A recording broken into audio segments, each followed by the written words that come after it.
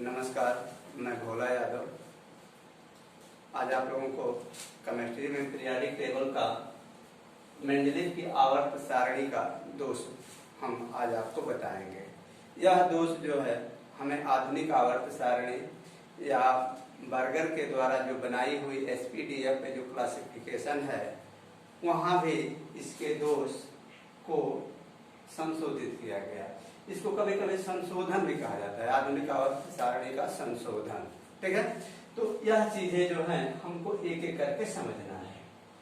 हम अच्छे इससे पहले एक चीज और बताएंगे आपको, जब भी आप हमारी वीडियो देखते हो तो लाइक जरूर करें, लाइक करें, कमेंट करें। अगर ठीक है, कमेंट से हमें पता चलेगा कि आप पढ़ रहे हैं, सिर्फ आप लोग वीडियो को व्यू दे रहे हैं, लाइक नहीं मिल रही है, तो लाइक करें जिससे कि हमारा हौसला बढ़े। लाइक जरूर करें आप।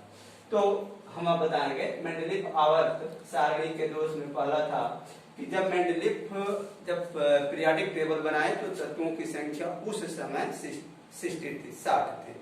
लेकिन जब वो बढ़ती गई 70, 80, 90 तक पहुंची तो इनकी पीरियोडिक टेबल में तमाम तरह के दोष आने लगे। और वह दोष जब आने लगे तब वैज्ञानिकों के दिमाग पर यह बात हुई कि मेंडलीव की पीरियोडिक टेबल यानी आवर्त सारणी पूर्ण रूप से सही नहीं है, इसमें कहीं न कहीं दोष है।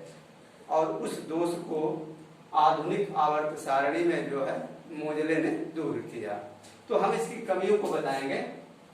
उन्होंने पहले जो पीरियोडिक टेबल दिया था उसमें 7 आवर्त थे और 8 वर्ग थे। ठीक है, ये हमेशा याद रखेंगे बच्चे। ठीक है, क्योंकि यह मूल चीजें हैं। ठीक है, 8 वर्ग थे और 7 आवर्त थे।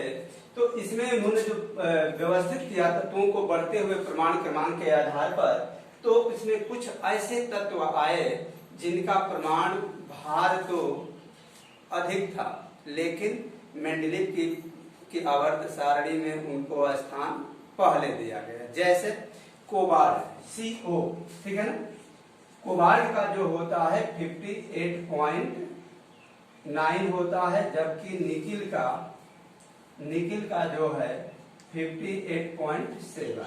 ठीक है, तो इस हिसाब से कोबाल्ट का प्रमाण भार जो था वह निकिल से अधिक था, तो निकिल को पीरियोडिक टेबल में ऊपर रखना, पहले रखा जाना चाहिए था और कोबाल्ट को बाद में। लेकिन उन्होंने पहले कोबाल्ट को रखा और बाद में निकिल को रखा। दूसरा एग्जाम्पल उन्होंने बताया पोटेशियम का। पोटेशियम का होता है 39.1, जबकि आर्गन का होता है 39.9। देखिए बच्चे, यहाँ पे ये आर्गन है आपका जिसका 39.9 है और इसका जो है 39.1।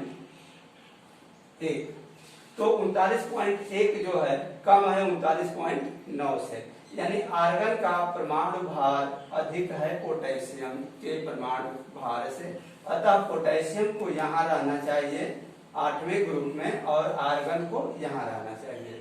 लेकिन उन्होंने ऐसा नहीं किया। जब गुण धर्म की समानता के आधार पर आर्गन को 0 वर्ग में रखा और पोटेशियम को प्रथम।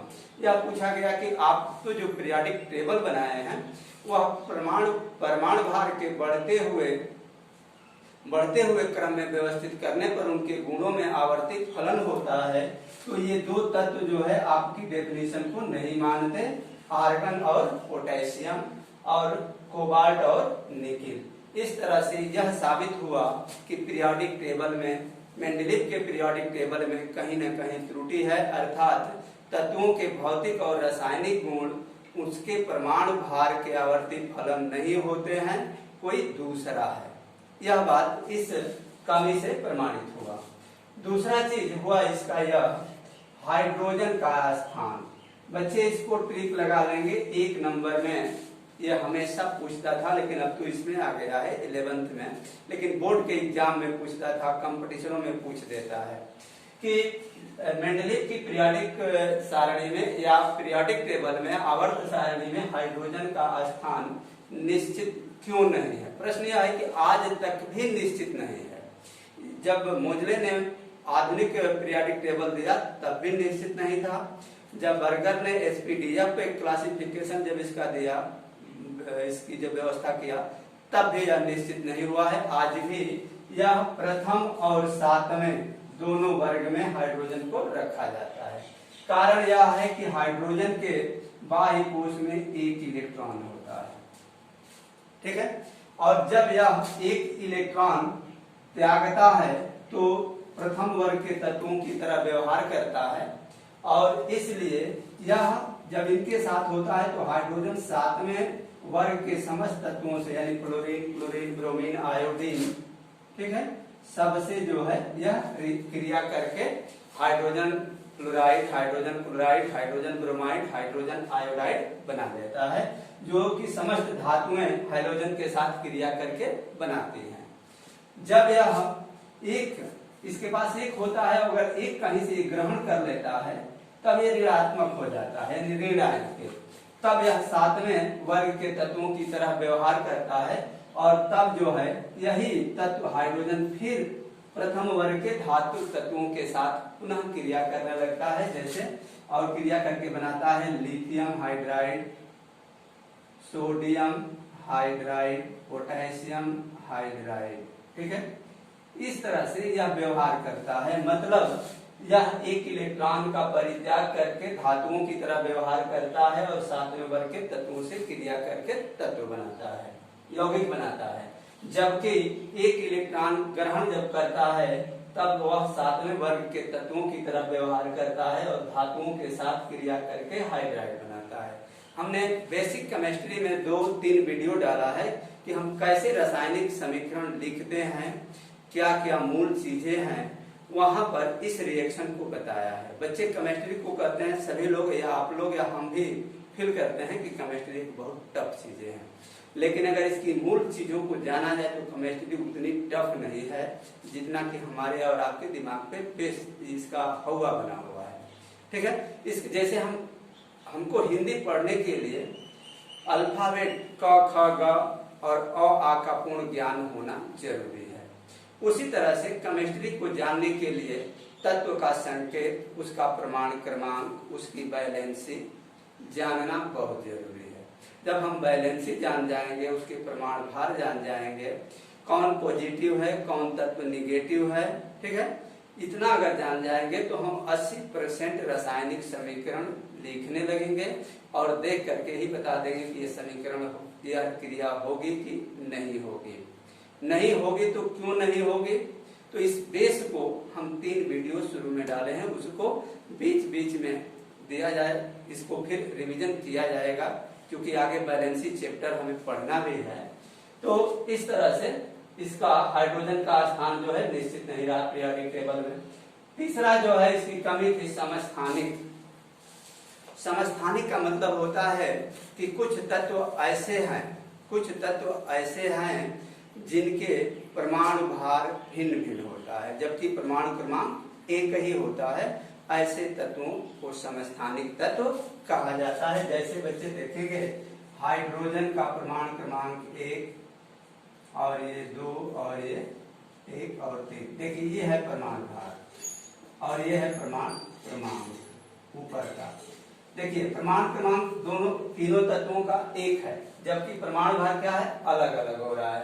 तो जब 1 2 3 तो 1 2 3 हो रहा है, परमाणु भार जब बढ़ रहा है तो उनसे पूछा गया कि जब समस्थानिकों को का जब परमाणु भार भिन्न भिन्न हो रहा है और आपको पीरियोडिक टेबल बनाने में मूल आधार ही है तत्वों के बढ़ते हुए परमाणु भार, तो इनका भी परमाणु भार बढ़ रहा है, तो इनको हाइड्रोजन के साथ कहाँ स्थान देंगे, या ऑक्सीजन ही होता है या क्लोरीन होते हैं, जैसे इसका होता है 8, इसका होता है 16 और ये 17, ठीक है ना, इनको कहाँ आप स्थान देंगे।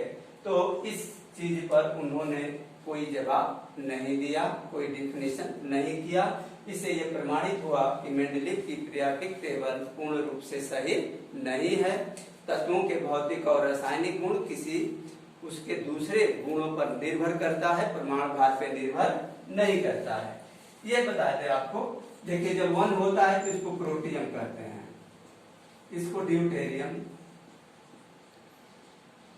और ये होता है ट्रिटियम। देखिए ये जो ड्यूटेरियम है ये भारी जल बनाता है, इसको संकेत होता है D2O, ठीक है। और न्यूक्लियर रिएक्टरों में इस जल का उपयोग जो है मंदक के रूप में किया जाता है।